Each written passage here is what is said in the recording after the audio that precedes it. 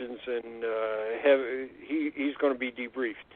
Now, they never told anybody anything else. Nobody ever talked to the rest of them. Wow. Except the radar guy and the electronics guy. A couple of guys came from the Pentagon, full colonel, and they had, after the incident happened, they had a roll of film with all the radar images on it, and they discussed it with the radar officers. So they said, well, did they ever tell you not to talk about it? And he said, they didn't have to tell us not to talk about it. We knew not to talk about it. There's nuclear weapons. You don't talk about that stuff. Jan, do you have a lung condition? I have. I had cancer of the throat. So. Oh, I when I first listened to you, I thought that maybe you needed there was something you could take to help you, because I could hear you having trouble with it. So I was kind of trying to figure that one out with you. Yeah. But so it's not very pleasant talking for a long time. In any case, these we're there now. This is 68. So we're there in 94. And wow. I remember we did this interview outside, and we're in this guy owns a lot of land, and we're there, and I'm just looking around, and I'm saying to myself, this story can't be true. It's too fantastic. Okay. And I'm just enjoying the woods too. It's just it's really and up till now, it's just been him, and I have looked at the Project Blue Book case file, so I know a little bit about it. Good. But I still haven't. It still hasn't sunk into me how fantastic this case is, and so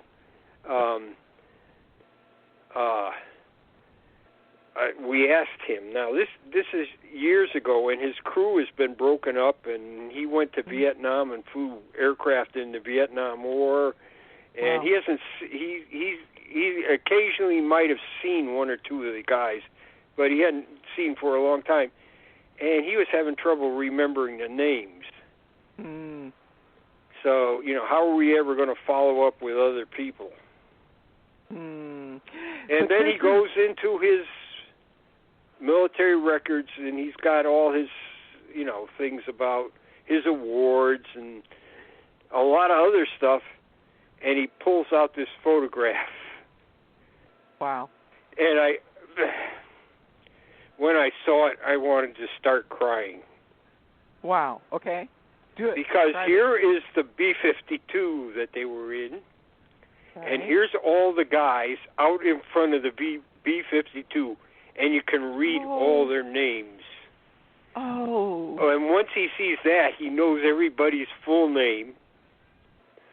And so we have everybody's full name, and we were able to trace down everybody on that aircraft that was alive. One of the guys had died, and they all told their story from their vantage point. So, like, the radar guys couldn't see out the aircraft.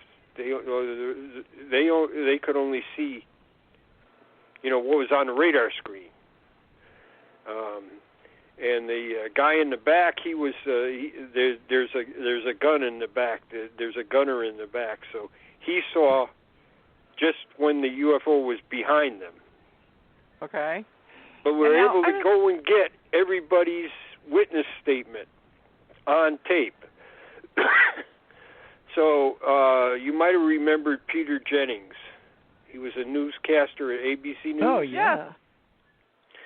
Okay, so now we have all this story. Plus, we were able to talk to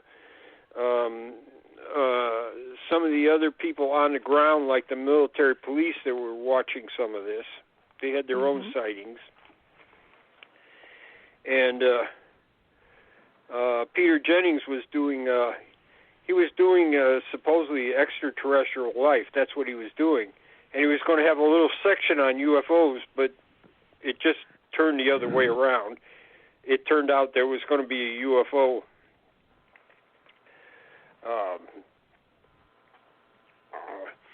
report, an hour report on UFOs and a little bit about extraterrestrial life. So ABC News went back and interviewed all these guys. Okay. They didn't trust a bunch of amateurs. Okay. So they went back and interviewed all these people, and he had about a 4-minute segment, which is huge for nightly news. Yeah. He not only did it once, he did it twice. This 4-minute segment about the Minot case on his news program. Then he had the UFO special that he had, and he re-interviewed it. So that's, to me, that's the most fantastic case. Now, the radar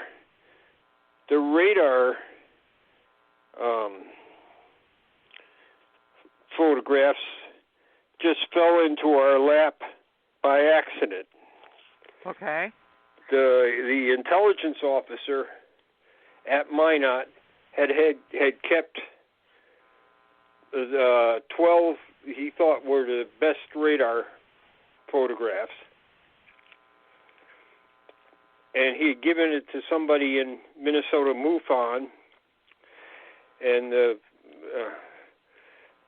Tom had gone to a Minnesota MUFON meeting, and he started talking about this case, and the guy says, "I think I have those photographs."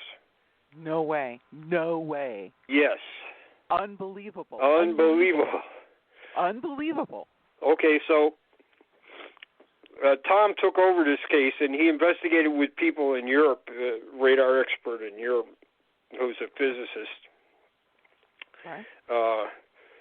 An air traffic controller in England who also knows radars backwards and forwards.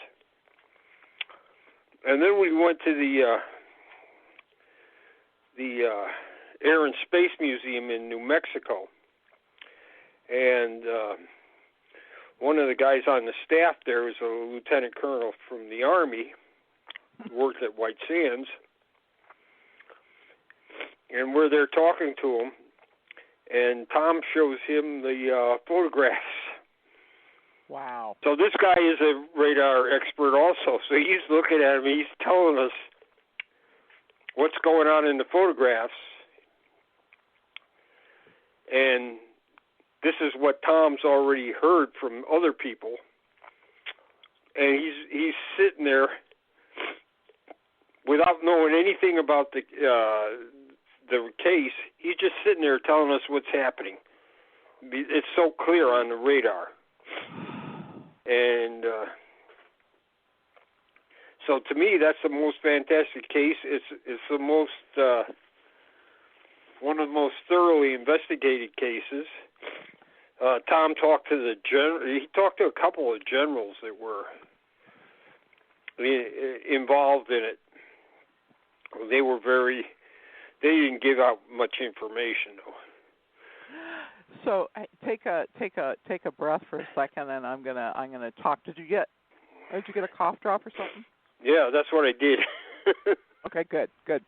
Okay, so here's what I hear you telling me in this story, is that it's coming to the end of the project of the research, and as it's coming to the end of the project, you're out collecting these stories, and it's a long road trip, and you end up with this person who was in Kentucky, and he was the person who was on this flight that documents the actual interaction of his plane and a UFO, and he has the photographs, he has the independent histories, he has the names, and then this becomes a story with Peter Jennings on ABC, and then different experts, scientists, specialists, people that only do this specific type of work, verify all of the documents, and the documents that you need in order to make this a full story, complete with documentation, scientific evidence, sort of lands on you, and you put together and document a story basically from point A to the conclusion, and it is documented, it's publicized, and it is verified. What a great story. Thank you, thank you, thank you. Well, I didn't do it all, but the other fellow that was with me, Tom Tulane, I mean, he did it. He did the most of it. I was in on the beginning when we interviewed that pilot. Mm-hmm. And like I said, it was after a long trip, and we'd interviewed a bunch of people, and let me tell you, I was starting to get a little skeptical about the whole thing anyways. Like I said, I'm sitting there in this woods, and we're filming in the woods. Uh-huh. It's beautiful, and it's kind of distracting, but this guy's story is interesting. But I'm not really buying it until he pulls out that picture with the whole crew there, because I'm thinking to myself, how are we ever going to verify all of this? What proof do you have, huh? Yeah. And he pulls out that picture, and then everybody's name is right there, and he remembers everybody's name. And it took a little while to run everybody down. And I remember Tom asked the radar officer. He asked the radar officer, he said, why are you talking about this to me now? Mm-hmm. You know you weren't supposed to talk about this, right? And he says, you know what? We won the Cold War. He said, I can talk about it now. Wow. So, that's what he said. He said he felt like he could talk about it because, you know, all the alerts they had been on and all the staying up in the air sometimes for days, right, flying around. He felt like he had, he had this story, and he was able to tell it now. Wow, what an amazing experience. And so I love the story. I love the human story. Where the human story comes in. It's on the internet. It's Minot. You can look it up. Minot Air Force Base, October 28, 1968. I think that's the .com or something like that. Okay. You could find it easily on Google. It changed your life. That story changed your life. Well, no, it didn't change my life, but it's one of the most important cases that I ever worked on. And I didn't do most of the work. Tom did most of the work. Okay. But, thanks for being modest, but let's hear the whole story. We love it. We want the story. Yeah. You know. So and Tom did work with Bigelow on this, so we talked about Bigelow. Bigelow hired some B-52 crew people to verify the story, and they were going to try to take it to Congress because there were these congressmen had heard the story. Okay. And they were interested in holding hearings on it. So we got within an inch of going to Congress with the story, and it kind of fell through. And okay. Bigelow was pushing that. Okay, great. Yeah, so any other so I know it's getting hard for you to talk now. So any other things that you can, that's a big story. That's like it's a great story. It's got a great timeline. It's a great story. You're real modest. It doesn't have, I had only a part in it and everything else. But, anything else to that story that you think is interesting or